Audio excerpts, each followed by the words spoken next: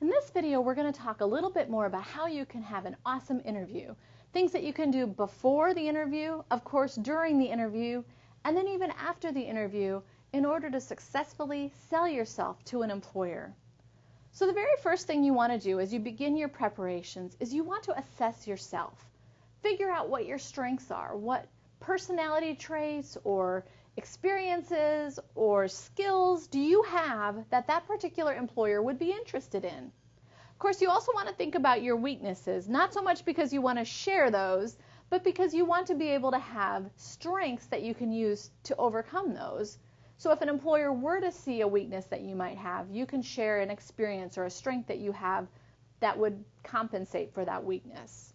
You also want to know as much as you can about the potential employer. So find out about them as a company, as an institution, what their values and their goals and their history are, what types of products they make, if they actually make products. Learn as much as you can about them. While you're doing that, I would also encourage you to think a little bit about what some of the challenges that they might be facing are.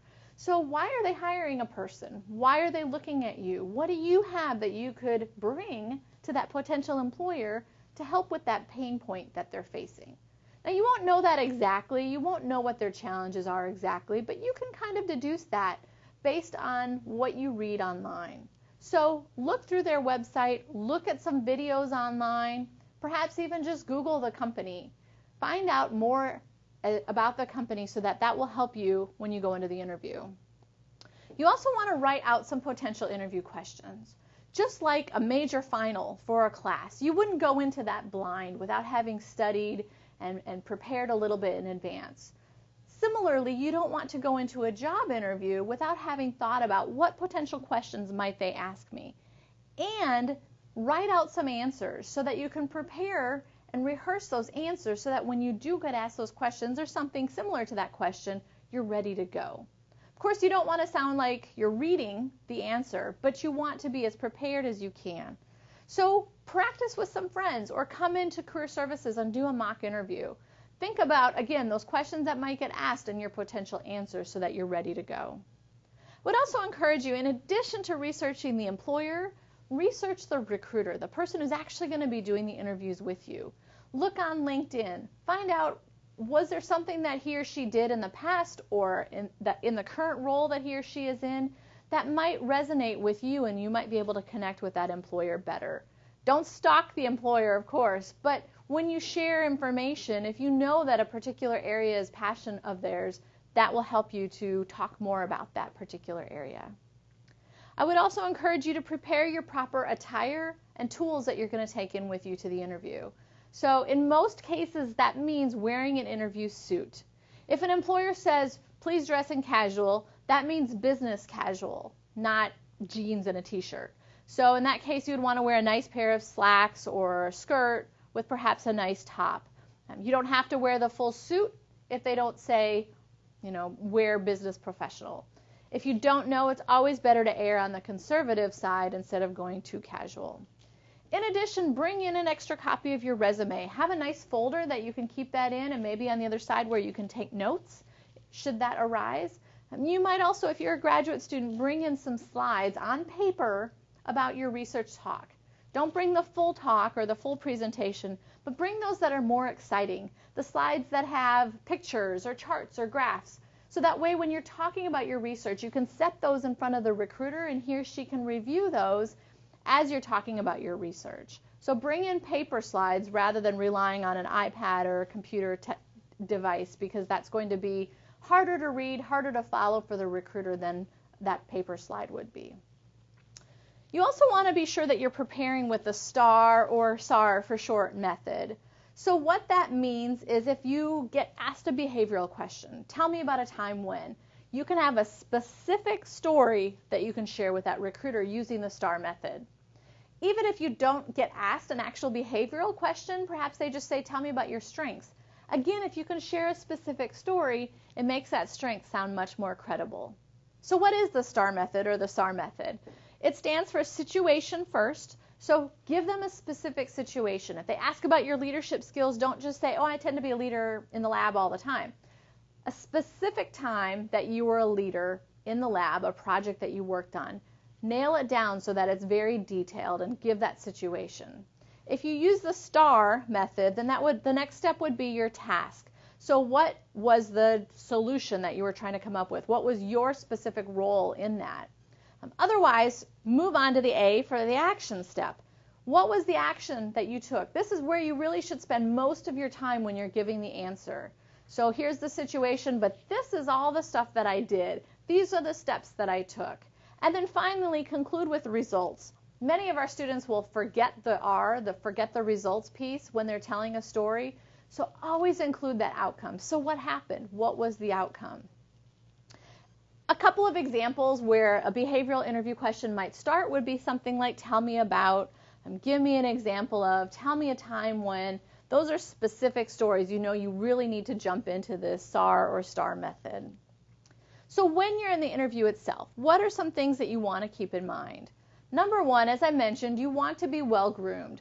Hair, nails, makeup, everything should be kind of basic. Nothing that's going to be too showy depending on what type of environment you're going into. I would also encourage women, if you're going to be doing a lab tour, make sure that you've got probably pants instead of a skirt on, so that way there aren't any issues within the lab with safety. Have the right tools with you. I mentioned having the resume and a pad of paper to be able to take notes and so forth. Have a nice pen so that if you do have to take notes, you're not writing with something that's maybe got a logo from another company on it. Always include those specific things when you're putting together your interview toolkit. Be on time, not too early. I used to have a student who would come an hour or an hour and a half early before an interview just to get himself kind of in the position, but it actually freaked the interviewer out. So the interviewer was wondering, why is the student here so early? Is he listening to the answers or the questions that I'm asking?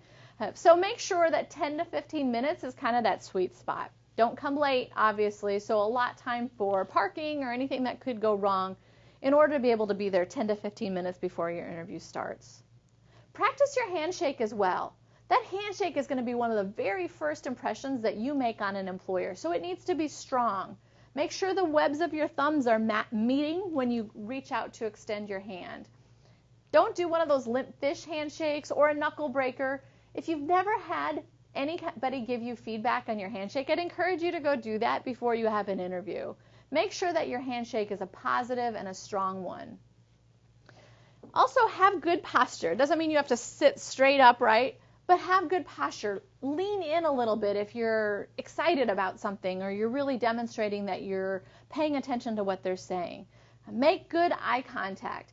Not that you're not ever blinking and staring at them during the whole entire interview, but probably make more eye contact than what really feels comfortable. That way they can see you, you come across as more credible and more believable.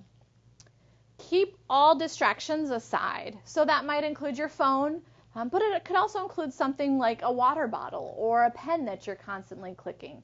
Anything that's going to distract you from the interview or the interviewer from you, you want to have completely out of the room.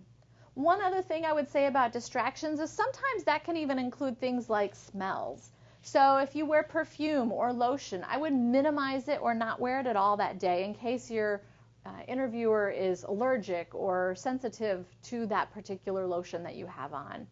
Likewise, bad odors like body odor or cigarettes probably aren't going to create a positive impression either. So minimize and get rid of all distractions. Many students feel like, okay, I've done the interview, it went great, I'm done. When in reality, there's still some follow-up that you want to make sure you're doing. The number one thing is while you're still in the interview, ask what happens next. What is the timeline? What can I expect when?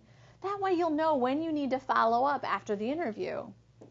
I would also encourage you to evaluate how you did. Was there an answer that you really just hit out of the park? You did such a great job with that answer. If so, you want to make sure that you write that down so that you're ready to go the next time with that same answer. Likewise, if there was one question that you weren't really able to answer very well, write down the question so that you are able to go strong the next time you get that interview question. Send a thank you email within 24 hours, 48 at the most. If you have been interviewed by multiple people, write a specific interview thank you for each one of those interviewers. Make sure that it's a little bit personalized, says something different. Of course, they have a job open, so they needed to interview you, but they didn't need to interview you, and they still took time out of their day. So express appreciation by sending that thank you email. Make sure that you're constantly reviewing, practicing, all the way up until you get that actual offer in hand. A lot can happen in the meantime, even if you feel like the interview went really, really well, even if you got great feedback at the interview, keep going, keep practicing and interviewing more. Now, as soon as you have accepted a position, you want to withdraw from all other searches. It's just the ethical thing to do. Always follow up. I mentioned earlier that you want to make sure you find out what the timeline is before you even leave that interview. So if they've told you maybe it'll be 2 weeks and it's been 3, go ahead and follow back up, check back in. Don't say, hey, you never got back to me when you said you were going to, but just reaffirm your interest in the position and in that company, and let them know that, hey, I'm still really interested. Can you tell me what the timeline is? That way they know that you're being persistent and that you're still an active candidate. On the flip side of that, I would say if you do get a no, I would also encourage you to follow up anyway. In that case, maybe your response would be something like, well, since I'm still obviously going to be having to be interviewing further, can you tell me if there's anything I should do that would help me in the next round? You might not get feedback, but if you do get feedback, that's something that you can use to improve yourself for the next interview, and it's definitely worth hearing. Finally, maintain positive relationships. No matter what, if the interviewer was rude or if you realized, hey, this isn't an employer I'm interested in, that employer or that recruiter may end up at another employer, and in that case, if you make a bad impression, they're going to remember that. I actually had a story one time that happened to me where the interview was not positive, but I stayed positive even though I didn't get the job. And a couple of weeks later, I had a phone call from the team that said, hey, we really liked you. Unfortunately, our director didn't feel like you were the best fit, but our director's now gone. Would you be interested in considering that position? So you never know what can happen. So maintain positive relationships throughout the whole process. Be on your best behavior, so to speak. If you would like to conduct a mock interview, or if you have an additional question about the interview process, we'd love to meet with you. You can schedule an appointment through the Handshake at Illinois system, send us an email, or just stop by our office.